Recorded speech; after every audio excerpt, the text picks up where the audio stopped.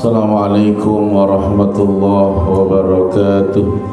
Innal hamdalillah nahmaduhu wa nasta'inuhu wa nastahdihi wa natubu ilayhi wa min sururi anfusina wa min sayyiati a'malina man yahdihillahu fala mudilla lahu wa man yudlil fala hadiya lahu.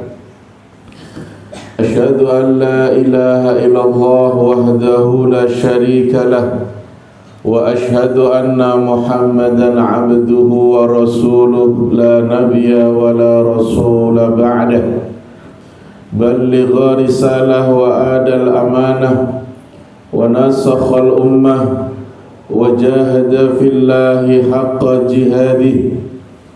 يقول الله تبارك وتعالى بعد أن أعوذ بالله من الشيطان الرجيم يا أيها الذين آمنوا اتقوا الله حق تقاته ولا تموتن إلا وأنتم مسلمون يا أيها الناس اتقوا ربكم الذي خلقكم من نفس واحدة وخلق منها زوجها وبث منهما رجالا كثيرا ونساء واتقوا الله الذي تساءلون به والأرحام إن الله كان عليكم رقيبا.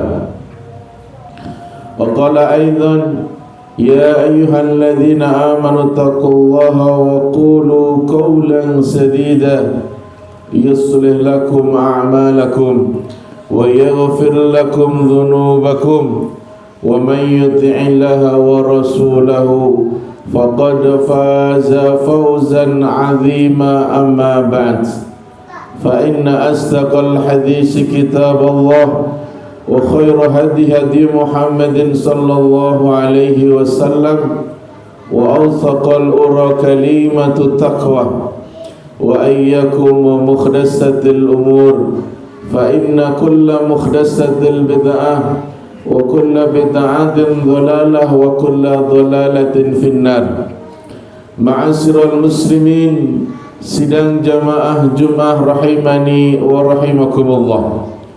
Saya wasiatkan kepada diri saya pribadi dan jamaah sekalian, ittaqullah, tingkatkan ketakwaan kita kepada Allah dengan sebenar-benar takwa, dengan menjalankan perintah-perintahnya dan menjauhi segala apa yang dilarangnya.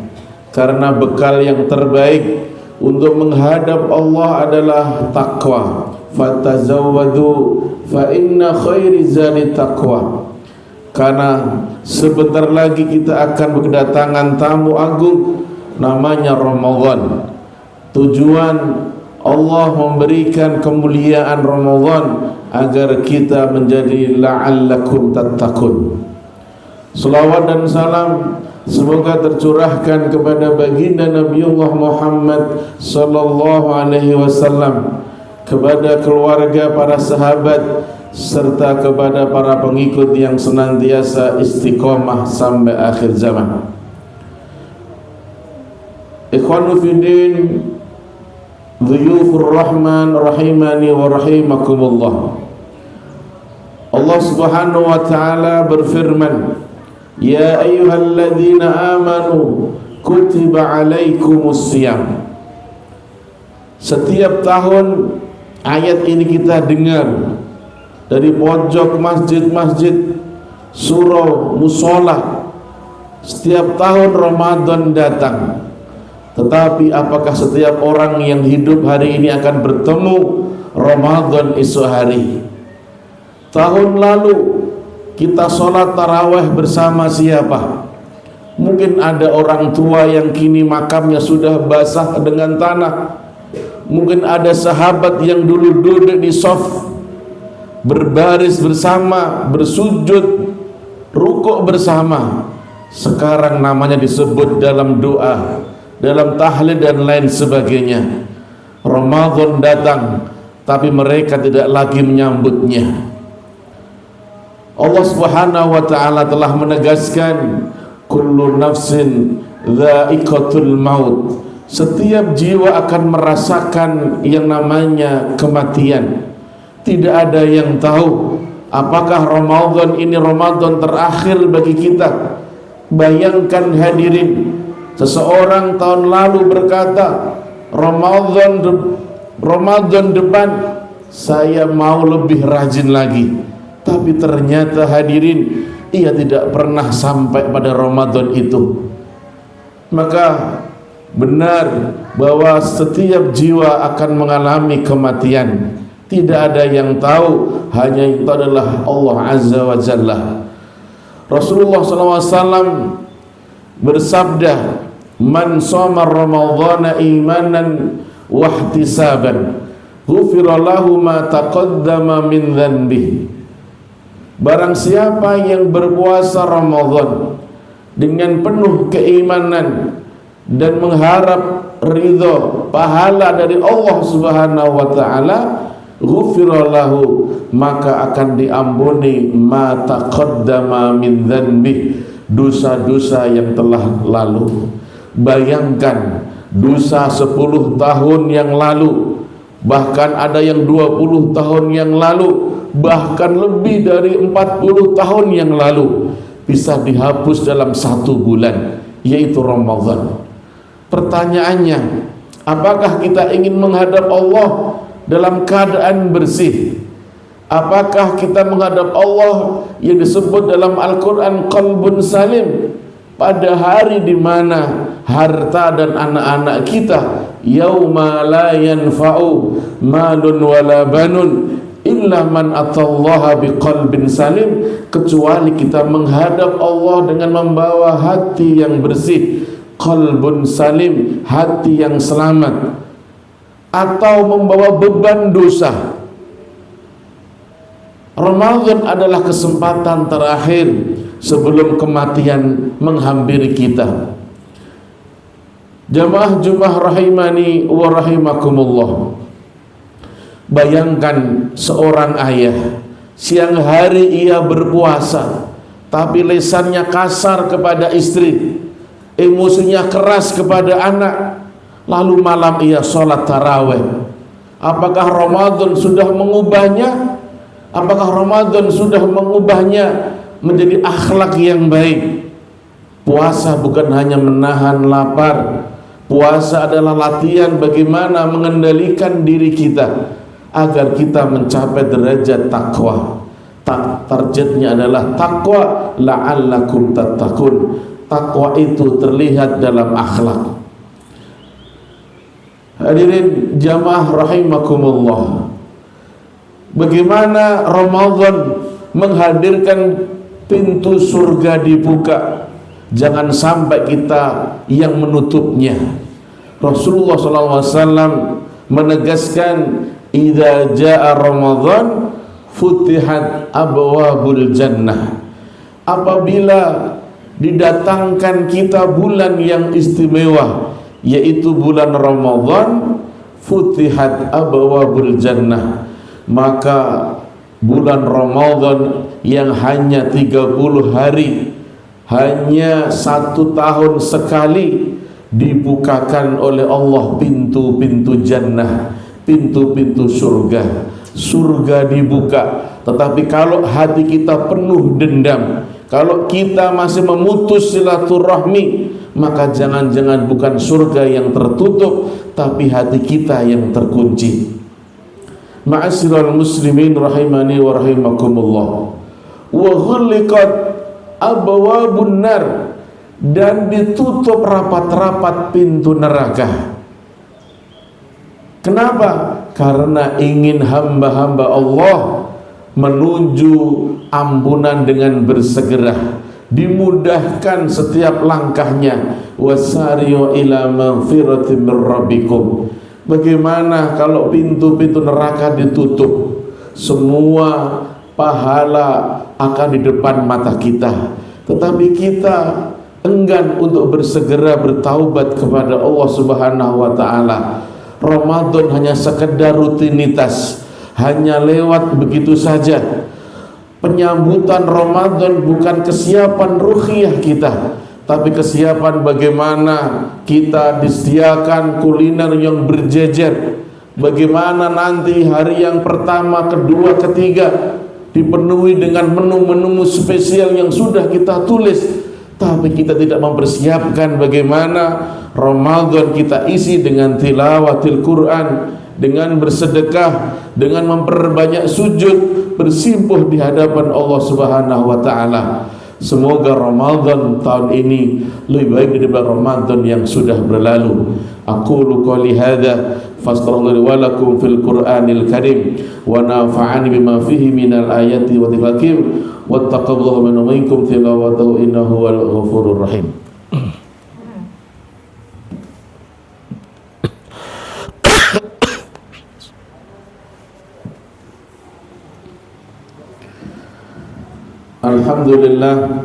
Alhamdulillah bi ni'matihi tatimmus salihah alladzi ja'ala dina ribatan matinan baina qulubil mu'minin wa amma rabbi tihati wa ta'awun wa naha 'anit tafaruq wa tanazuq fi kitabih. Asyhadu an la ilaha illallah wahdahu la syarika lah wa asyhadu anna Muhammadan 'abduhu wa rasuluh la nabiyya wa la rasula ba'dah. Usikum bin nafsi wa iyyakum bittaqwallah faqad fazal mu'minunal muttaqun. Ya ayyuhalladzina amanu taqullaha haqqa tuqatih wa la tamutunna illa wa antum muslimun. Ma'asyiral muslimin rahimani wa rahimakumullah. Pada khutbah yang kedua kami mengambil istimbat dari khutbah yang pertama. Mari kita renungkan satu adegan terakhir. Bayangkan kita sudah di dalam liang lahat hadirin. Anak-anak kita pulang dari pemakaman, rumah terasa sepi, nama kita tinggal kenangan. Apa yang kita harapkan saat itu? Harta, jabatan, popularitas. Tidak hadirin. Kita hanya berharap satu, ya Allah, andai dulu aku memaafkan Ramadan. Maka Allah berfirman dalam firman-Nya, wa anfiqu mimma razaqnakum min qabli ayati ahadukumul maut. Al-Munafiqun ayat yang ke-10. Maka taubat sebelum terlambat, sebelum kematian datang. Ramadan adalah waktu terbaik untuk kembali. Maka hidupkan rumah dengan ibadah. Jadikan Ramadan berbeda. Ayah jadi imam di rumah, menjadi pemimpin di rumah, karena satu tugas yang mulia. Ku anfusakum wa ahlikum nar. Jaga diri kalian, keluarga kalian, anak istri kalian dari jilatan api neraka.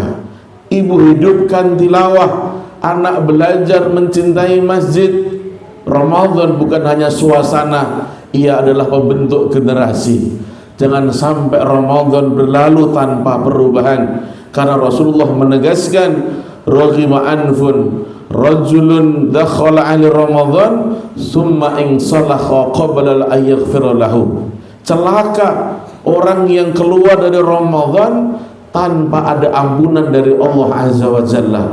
Jangan sampai kita termasuk di dalamnya hadirin, karena kita akan dikatakan raghima anfun, celaka orang itu. Celaka ketika Ramadan hanya sebatas perpindahan waktu makan, perpindahan tidur, perpindahan aktivitas yang lainnya. Tapi Ramadan adalah syarat agar kita diterima taubat kita, dan kita akan menemukan Syawal dengan kebersihan hati, dengan akhlak yang terpuji, dengan panen pahala yang begitu besar. Semoga Allah Subhanahu wa taala membimbing kita, memudahkan kita agar kita disampaikan di bulan Ramadan. Barakallah fi Sya'ban wa balighna Ramadan. Innallaha wa malaikatahu yusalluna 'alan nabi ya ayyuhalladzina amanu sallu 'alaihi wa sallimu tasliman. Allahumma salli wa sallim ala nabiyyina Muhammadin wa ala alihi wa ashabihi ajma'in birahmatika ya arhamar rahimin. Allahumma ighfir lil muslimina wal muslimat wal mu'minina wal mu'minat الأحياء منهم والأموات إنك قريب مجيب دعوات ويا قاضي الحاجات ربنا هب لنا من أزواجنا وذريتنا قرة أعين واجعلنا للمتقين إماما اللهم إنا نسألك رضاك والجنة ونعوذ بك من سخطك والنار اللهم إنا نسألك الهدى والتقى والعفاف والغنى اللهم إنا نسألك أعنا على ذكرك وشكرك وحسن عبادتك اللهم بلغنا رمضان بلغ رمضان وقبول اللهم إن كان هذا آخر رمضان فاجعله أفضل رمضان مرا علينا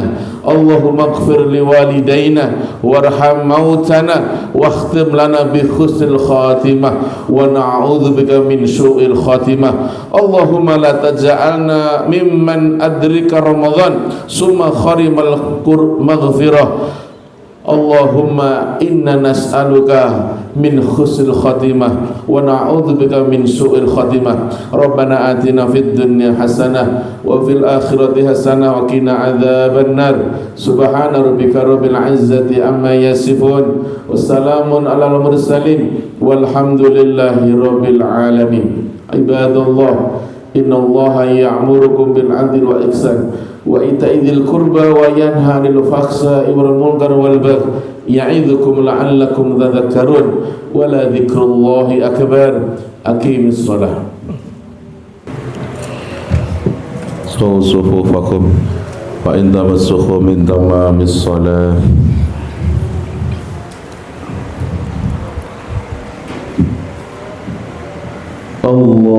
الله أكبر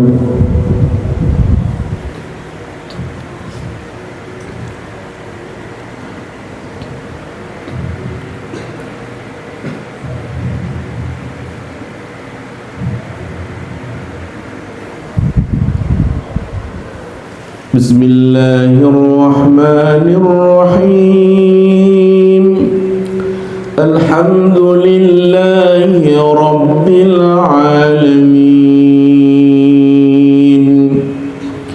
الرحمن الرحيم مالك يوم الدين إياك نعبد وإياك نستعين اهدنا الصراط المستقيم صراط الذين أنعمت عليهم غير المغضوب عليهم ولا الضالين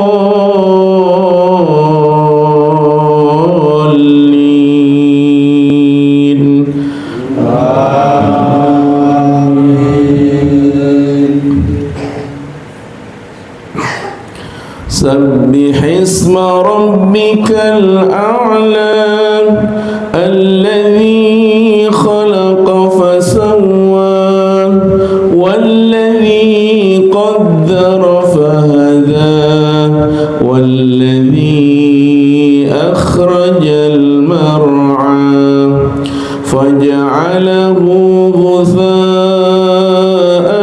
أحوى سنقرئك فلا تنسى إلا ما شاء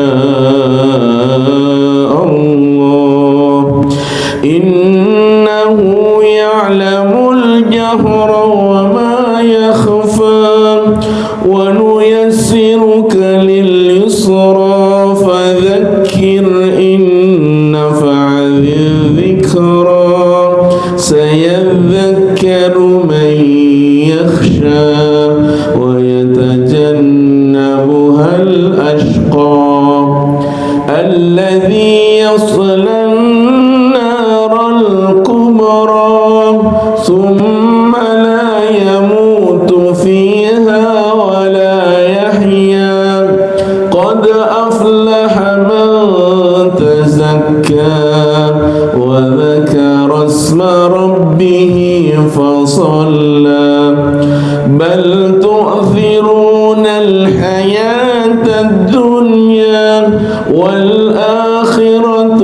خير وأبقى إن هذا لفي الصحف الأولى صحف إبراهيم وموسى.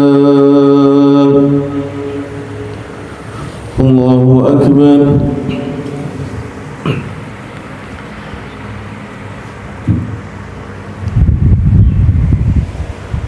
سمع الله لمن حمده.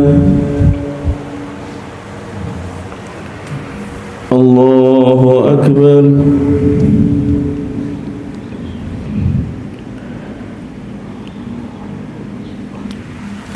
الله أكبر.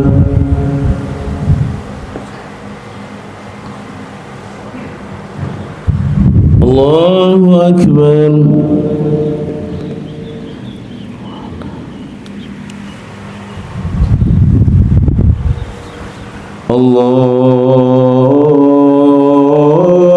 الله أكبر.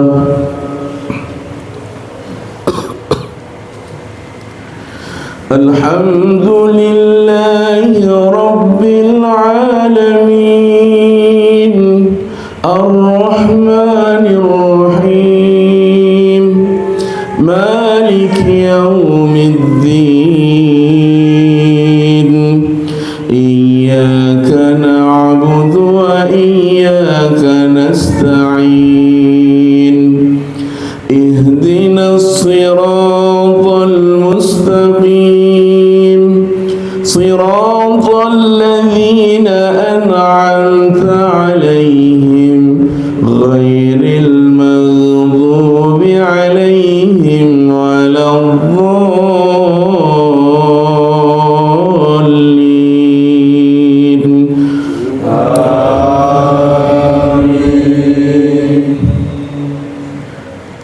هل أتاك حديث الغاشية وجوه يومئذ خاشعة عاملة ناصبة تصلى نارا حامية تسقى من عين آنية ليس لهم طعام إلا من ضريع لا يسمن ولا يغني من جوع وجوه يومئذ ناعمة لسعيها راضية في جنة عالية لا تسمع فيها لاغية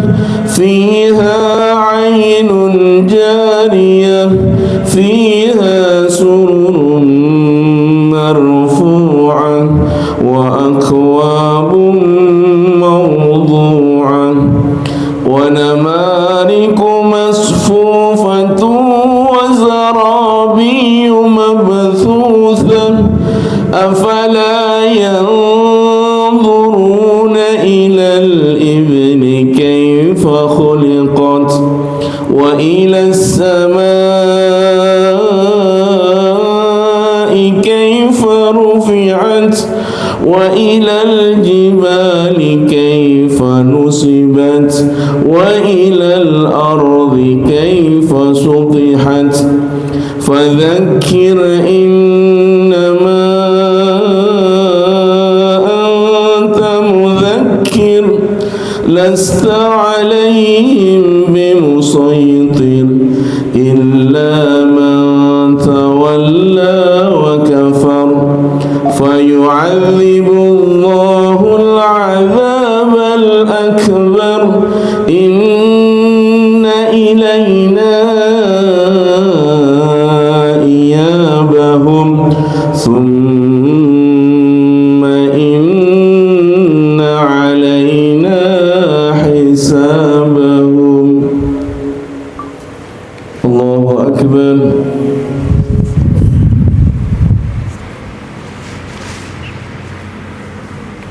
سمع الله لمن حمده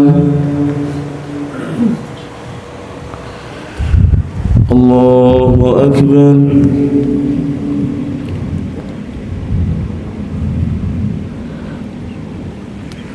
الله أكبر الله أكبر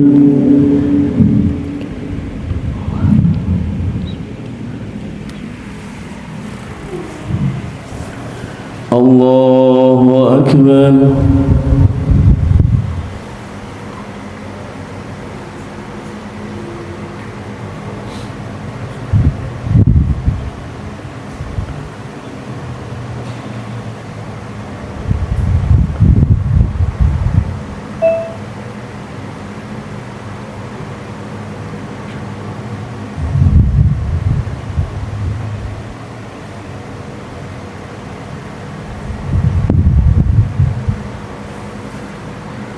السلام عليكم ورحمة الله السلام عليكم ورحمة الله